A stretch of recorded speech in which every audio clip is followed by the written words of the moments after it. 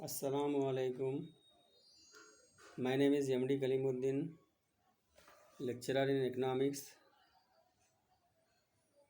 आज का मेरा टॉपिक है बीए सेकेंड सेमेस्टर के लिए आमदनी और रोज़गार का नज़रिया। मॉडल 2 आमदनी और रोज़गार का नज़रिया, इसे अंग्रेज़ी में कहेंगे theories of income and employment. जैसे इसे केन्स का आमदनी और रोज़गार का नज़रिया भी कहते हैं। इसको केन्स का आमदनी और रोज़गार का नज़रिया, केन्सियन theory of income and employment कहा जाता है इसको। जैसे J.M. केन्स ने 1936 में अपनी तारीख साज किताब जनरल थ्योरी के तहत नज़रिया रोज़गार पेश किया। तो केन्स की मशहूर किताब है जिसका नाम है जनरल थ्योरी। इस किताब में नज़रिया पेश किया, रोज़गार का नज़रिया पेश किया। केन्स ने अपनी किताब में क्लासिकी माहिरीन के मुकम्मल रोज़गार के मफरूज़े को रद्द करते हुए इस पर बाकायदा तनक़ीद किया और आमदनी और रोज़गार से मुताल्लिक़ अपने नज़रिए को पेश किया। ये नज़रिया बहुत मशहूर हुआ और मकबूल हुआ। इसी लिहाज से केन्स के इस नज़रिए और तारीख़ साज किताब की इशाअत के नतीजे में माशी तारीख़ में एक नए दौर का आगाज़ हुआ जिसको केन्स का दौर कहते हैं या केन्सियन दौर कहते हैं इसको। जैसे केन्स वो माशी माहिर है जिसने बाकायदा तरीक़े से क्लासिकी मुकत्तिब ख़याल की तरदीद करते हुए इस मुकत्तिब ख़याल से बगावत की, जिसके नतीजे में सरमायादारी ने मईशत की अमलावरी के बारे में इसके हम असर माशी माहिरीन की माशी फ़िक्र व सोच के अंदाज़ में बुनियादी तब्दीली पैदा हुई। तो इसी नए अंदाज़ फ़िक्र को केन्सियन इनक़लाब का नाम दिया गया। केन्स के मुताबिक क़लील मुद्दत में आमदनी और रोज़गार की सतह का तयन कुल तलब और कुल रसद के तवाज़ुन से अमल में आता है। जब कभी भी क्या है, मुल्क में क़लील मुद्दत के दौरान आमदनी और रोज़गार की सतह में इजाफ़ा करने के लिए कुल तलब और कुल रसद के तवाज़ुन के ज़रिए अमल में लाया जा सकता है। और इसी लिहाज से अपने नज़रिए रोज़गार की वजाहत में केन्स ने कई नए माशी तसव्वुरात को पेश किया, जैसे जिनमें मौसर तलब है और क्या है, मुख्तदम और औसत मिलान सर्फ है और असल कारी ज़ारिब है और असल की मुख्तदम कारकर्दगी है और नक़द तरजीह है, ज़र की नक़द तरजीह और इफ़रात ज़र या खला वग़ैरह काबिल ज़िक्र हैं। इन नए अज्जा या तसव्वुरात को केन्सियन माशी तज़किये के आलात से ताबीर किया जाता है। इन आलात को इस्तेमाल करने से केन्सन ने रोज़गार के नज़रिए की वजाहत की है और इस तरह केन्स ने नज़रिया रोज़गार माशी तारीख़ में एक नए संग मील बन गया। जैसे इसमें मौसर तलब है, इफ़ेक्टिव डिमांड का तसव्वुर को ज़्यादा अहमियत दी गई, जो कौमी आमदनी और रोज़गार के तयन में निहायत अहम किरदार अदा करती है। तो क्या है, मौसर तलब जिसको क्या है ज़्यादा से ज़्यादा क्या है अहमियत दी गई है और जिसके ज़रिए कौमी आमदनी और रोज़गार के तयन में نہایت اہم کردار ادا کرتی ہے۔ جیسے اس میں کینسین کے مطابق کسی بھی ملک کوئی قومی آمدنی اور روزگار کی سطح راست طور پر مؤثر طلب پر کیا ہے منحصر ہوتی ہے۔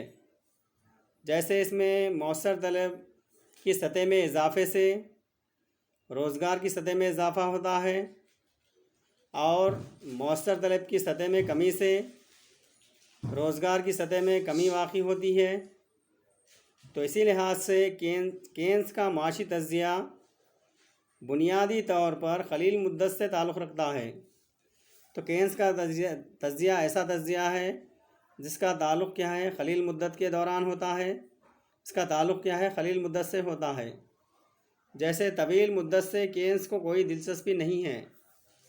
جیسے کینز کے خیال میں روزگار میں اضافے کے معنی قومی آمدنی میں اضافے کے ہیں،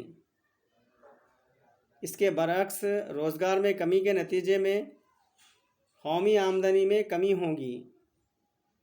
تو اسی لحاظ سے مؤثر طلب کینز کی آمدنی اور روزگار کی سطح کا نظریے کی بنیاد ہے۔ جیسے اس میں کینز کے مطابق ملک میں کسی بھی وقت آمدنی اور روزگار کی سطح کا انحصار مؤثر طلب پر ہوتا ہے۔ تو جیسے کیا ہے ملک میں کبھی بھی کیا ہے کسی بھی وقت آمدنی اور روزگار کی سطح کا انحصار کیا ہے مؤثر طلب یا افیکٹو ڈیمانڈ پر ہوتا ہے۔ تو جس کے ذریعے کیا ہے کیا مؤثر طلب کسے کہیں گے؟ جیسے اس میں مؤثر طلب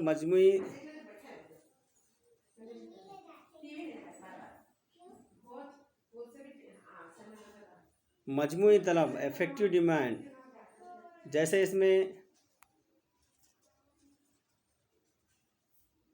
کسی ایک خاص سطح جہاں پر وہ مجموعی رصد کے مساوی ہوتی ہے مؤثر طلب کہلاتی ہے۔ مجموعی طلب کیا ہے ہمیشہ کیا ہے مجموعی رصد کے مساوی ہوتی ہے، تو اس مساوی سطح کو کیا کہیں گے مؤثر طلب کہیں گے۔ جیسے کینز کا آمدنی اور روزگار کا نظریے کا نقطے کا آغاز مؤثر طلب افیکٹو ڈیمانڈ کا اصول ہے۔ جیسے کینز کے مطابق ملک میں کسی بھی وقت آمدنی اور روزگار کی سطح کا انحصار کل طلب یا مجموعی طلب اور مجموعی رصد کے توازن پر ہوتا ہے۔ تو اسی لحاظ سے مؤثر طلب دی ہوئی روزگار کی سطح پر صرف اور اصل کاری پر خرچ کیے گئے زر کی مقدار کو ظاہر کرتی ہے۔ جیسے صرف اور اصل کاری پر خرچ کیا گیا مجموعی زرعی قومی اخراجات کے مساوی ہوتا ہے، لہٰذا مؤثر طلب قومی اخراجات کے مساوی ہوتی ہے۔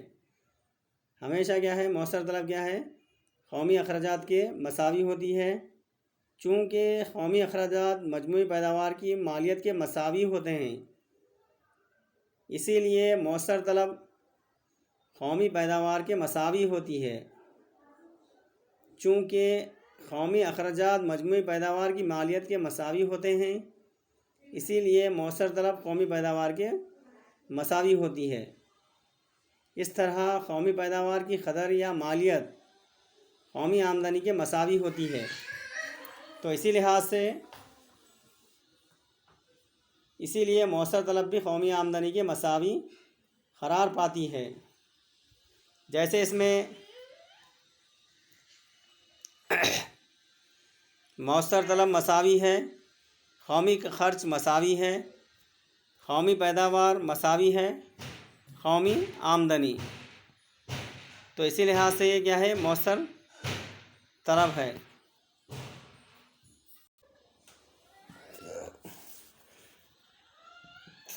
نیکسٹ کیا ہے اس میں مجموعی طلب ہے، جسے کیا کہیں گے انگریزی میں ایگریگیٹ ڈیمانڈ کہتے ہیں اس کو۔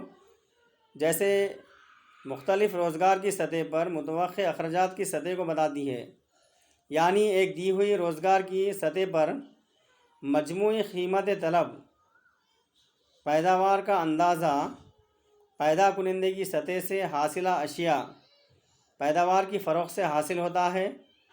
اس طرح مجموعی قیمت طلب سے مراد معیشت کے تمام پیدا کنندوں کی اس متوقع آمدنی سے ہے جو ان کو روزگار کے خاص سطح پر اشیاء فروخت کرنے سے حاصل ہوتی ہے۔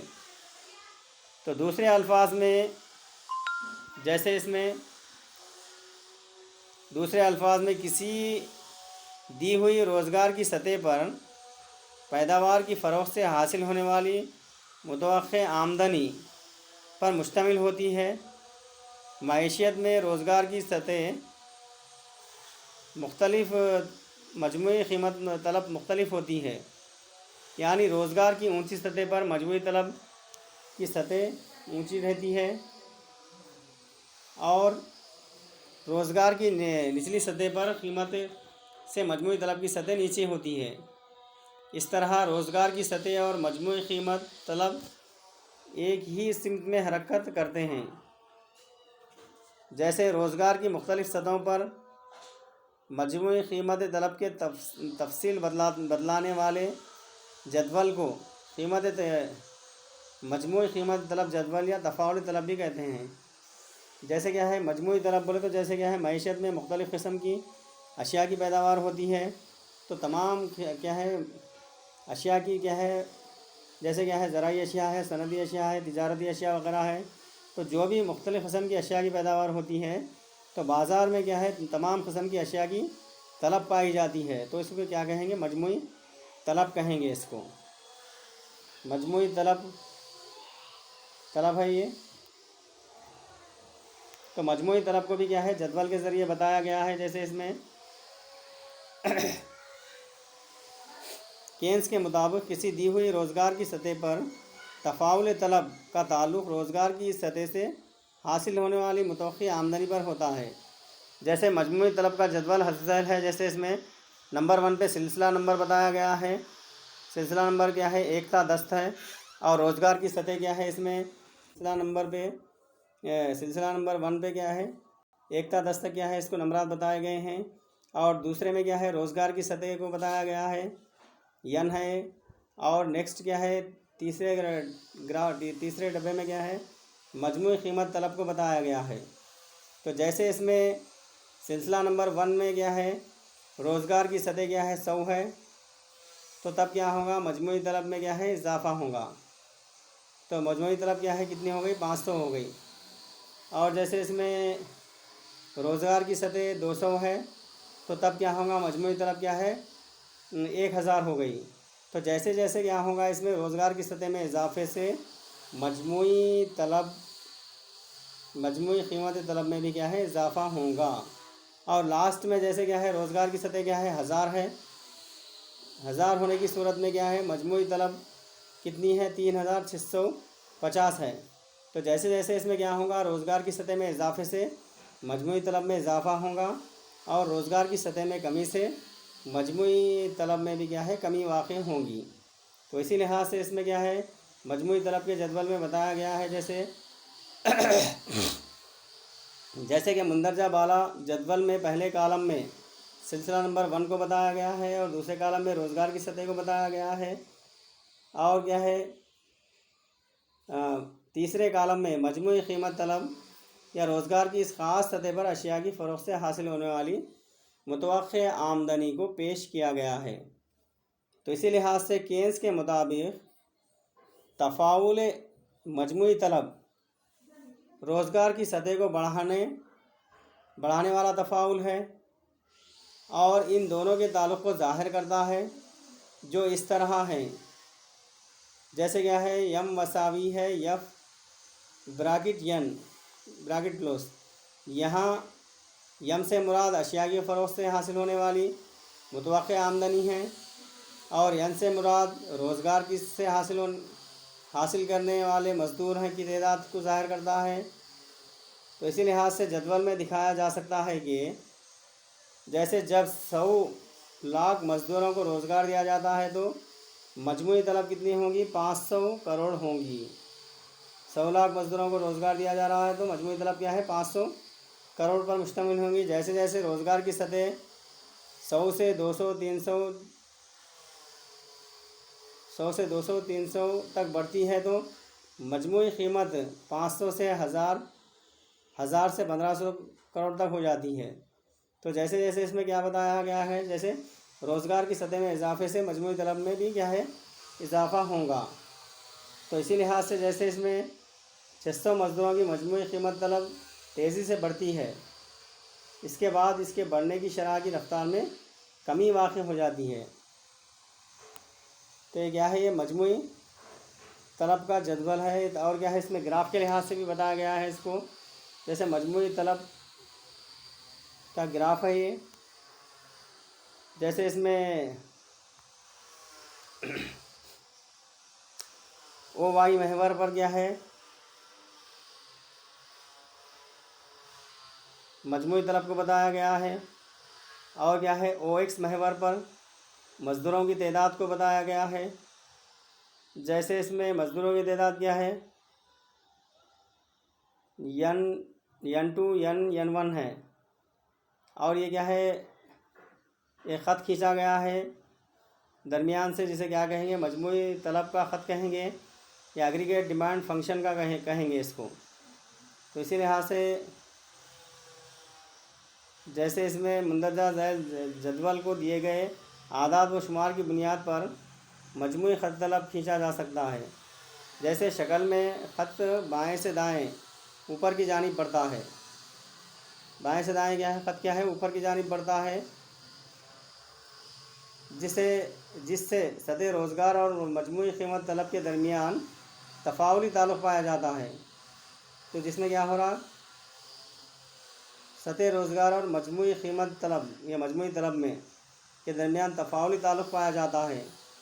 जैसे इसमें मजमूई कीमत तलब का ख़त की शक्ल आम ख़त तलब से बिल्कुल मुख्तलिफ होती है। जैसे ओ एक्स के उफ़क़ी ख़त पर रोज़गार की सतह हासिल करने वाले मज़दूरों की तादाद दिखलाई गई है, और ओ वाई के महवर के पर मजमूई ख़त तलब को पेश किया गया है। ओ वाई पे क्या करे हैं, मजमूई ख़त तलब को पेश किया गया है, और ओ एक्स पे क्या है, मज़दूरों की तादाद को पेश किया गया है।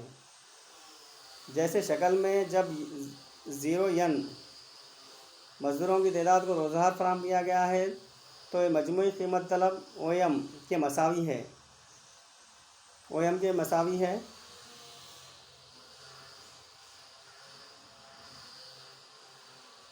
जब मज़दूरों की तादाद ON से बढ़कर ON1 हो जाती है तो मजमूई कीमत तलब OM1 से बढ़कर OM1 हो जाती है। तो इसी लिहाज से इस तरह जब मज़दूरों की तादाद ON से घटकर ON2 हो जाती है तो मजमूई कीमत तलब भी OM2 से घटकर OM2 हो जाती है। तो ये क्या है, ये तफाउल मजमूई तलब का क्या है, ग्राफ के ज़रिए इसको बताया गया है। जैसे जैसे इसमें क्या है, रोज़गार की सतह में इजाफे से मजमूई तलब में भी इजाफ़ा होगा, और रोज़गार की सतह में कमी से मजमूई तलब में भी क्या है, इजाफ़ा होगा।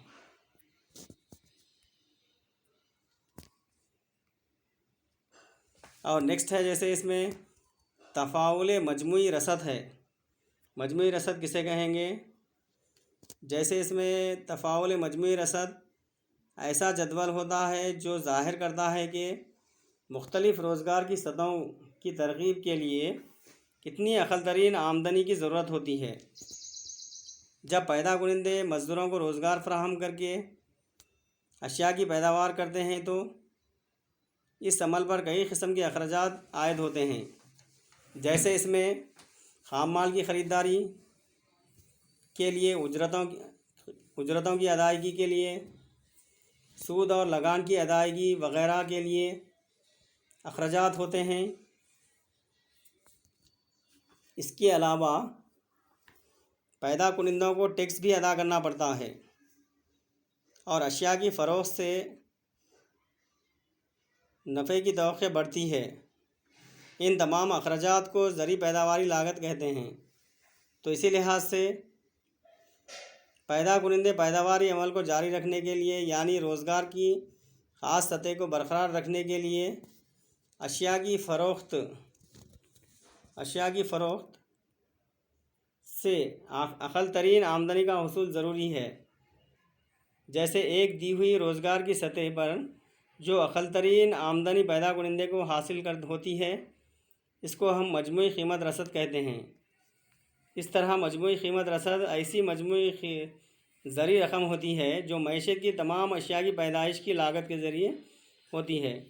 جیسے اس میں مجموعی رسد میں کیا ہے، معیشت میں مختلف قسم کی اشیاء کی پیداوار ہوتی ہے، تو تمام قسم کی اشیاء کی پیداوار کی جو رسد پائی جاتی ہے یا پیداوار ہوتی ہے تو اسے کیا کہیں گے، مجموعی رسد کہیں گے۔ تو کیا ہے، مجموعی رسد ہے یہ۔